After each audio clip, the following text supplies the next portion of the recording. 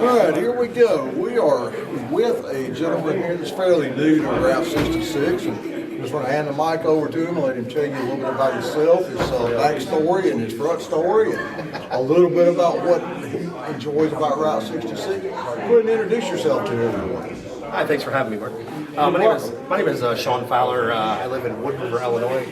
I'm a new member of the Route 66 Association of Missouri, but we've been kind of exploring Route 66 for a few years now, my wife and I. Just little day trips, weekend trips and such.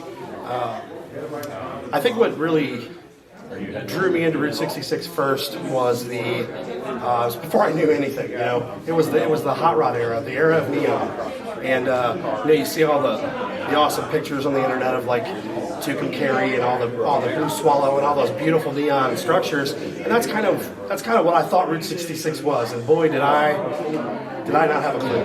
You know, it has morphed into just an absolute obsession, and you know, as I'm sure you know, some of my heroes have become the people. First, like I said, I was into the hot rod, era. I was into the neon era, and then I got to get out there and get lost on Route 66 and meet all kinds of fantastic people. And then I started discovering the structures, and I started discovering the roadways and the different, exploring the different routes and different extensions, and it just became so ever encompassing. I think Roman Rich says it best. He hooked on Route 66, and it's an addiction. It takes over. Route 66 just stands for so much opportunity and tragedy, and just all of that in a ball. It was a route to freedom for people looking for work during the Depression, trying to escape the Dust Bowl, and boy, did they have a wide awakening when they got to California. It was kind of a bittersweet, ending for them. A lot of people lost their lives, but then you've got the heyday of Route 66 when it was the only highway, and then you've got the down spiral when it got bypassed, and now I think we're kind of in a new upswing. I think it's really neat. You've got a lot of it's kind of like an ebb and flow situation. It seems like as one icon goes away, something new comes up, like Buck Adams in Tulsa. I got to see that, and I followed all these structures and these buildings my whole, for the last 5 years, and you see things like the Blue Whale of Catoosa on TV, but to touch it, it's just a completely different experience. And then there's people like you, man, that have just, in a short amount of time, you've put in so much work. And, Roman Rich is one of the guys that really inspired me. I was following these guys on YouTube, and, when you become obsessed with something, you try to cram yourself with as much information as you possibly can.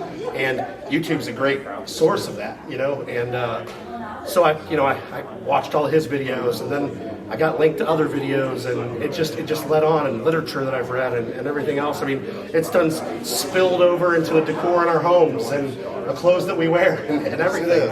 But I think the most important thing that I've learned about Route 66 is that it's not about cars, it's not about pavement, it's not about buildings and neon signs. It's about things like this right here, man. It's about the people and the relationships. And so, if I had some advice to give to people, I would tell them, hey, don't worry so much about your careers. Don't put so much money into material things. Spend your money on experiences. Route 66 is my passion, and it's your passion too. Whatever your passion is, get out there and do it. But like I say to everybody on my channel, or my Facebook page, get out and explore your own backyards, for Christ's sake. I mean, there's just so much out there. I've got to meet incredible people like yourself, Ramona Lehman, Tim Jones of the totem pole. And so my Facebook page has kind of turned into almost a history lesson. And every trip I go on, I'm putting detailed written lessons about what and so many people find it so interesting, and it's all about planting that seed. Any particular one thing that stands out on Route 66 that has hit you the most? I think it's the overwhelming sense of one united community. You know, it doesn't matter if you're in Chicago or you're in Santa Monica. If you mention the Ramonas and the Roman Riches and the Tim Joneses and the Bob Waldmeyers, if you mention them, it's all a common love. It's all one big dysfunctional family. Yes, it is. You know. Let's see.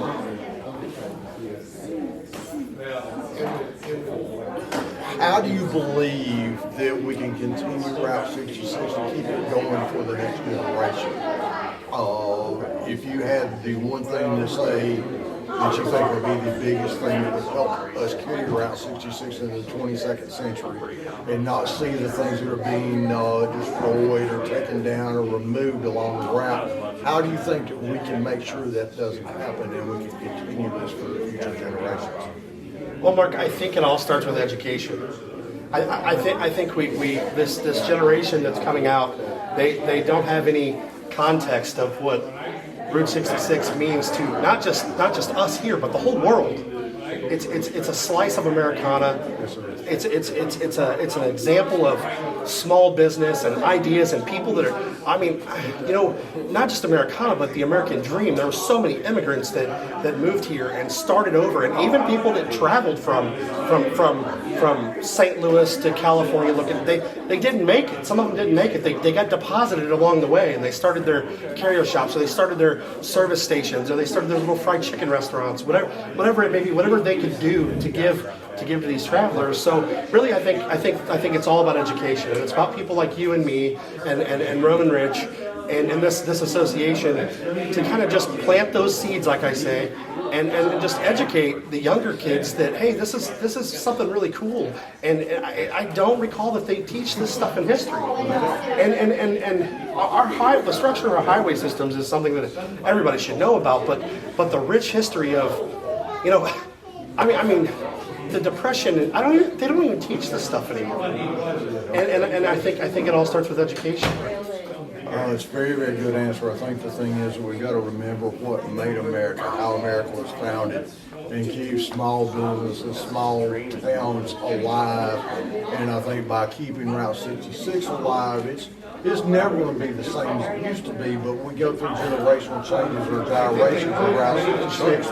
We're mixing the old, and I'll give you a prime example, is the Red Barn in Oklahoma, and up the street is you have Pops. Pops, exactly, great example. So you're taking the 100-year-old icon and mixing it in with one that's 10 or 15 years old, exactly, and making them work synonymously together. And I think that's the key to bringing Route 66 into the next century.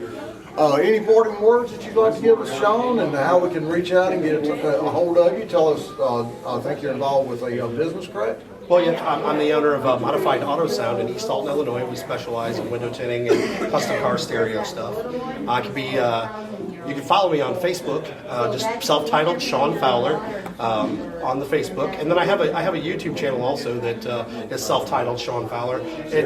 Sometimes it'll have some little stories about Route 66. They're just uncut vlogs, like little video diaries kind of about my weight loss journey and some other things too. I think the most important thing to leave with, though, is that just because you've traveled parts of Route 66 once, it is an ever-changing entity. And I tell you, I'm retracking this week. In fact, I'm retracking sections that we've already done, and it's a completely different experience again. And that's what's amazing. As things go away, new things are born. It's, like I said, an ebb and flow situation. And like you said, a great example of the Round Barn and Pops. It's seen all across the country on Route 66. You know, with like in Oklahoma, you've got the birth of Buck Adams, and you've got things like Uranus, Missouri, where they're taking that quirky roadside thing and they're owning it again, and they're taking Route 66 very seriously. So as things go away, like we're losing our John's Modern Cabins one at a time, but there's new births, and that's kind of what Route 66 was all about. Was about rebirth, and was about, you know, I think that's about the best I can say, is that it's an ebb and flow thing. It's never the same situation. You're very correct. And Shawn, I've enjoyed this opportunity to talk with you. Thanks for having me. And you're very welcome. And I look forward to seeing you down the road. Oh, for sure. And thanks for the friendship, brother. Thank you, buddy. I appreciate you. You have a great day. You too, buddy.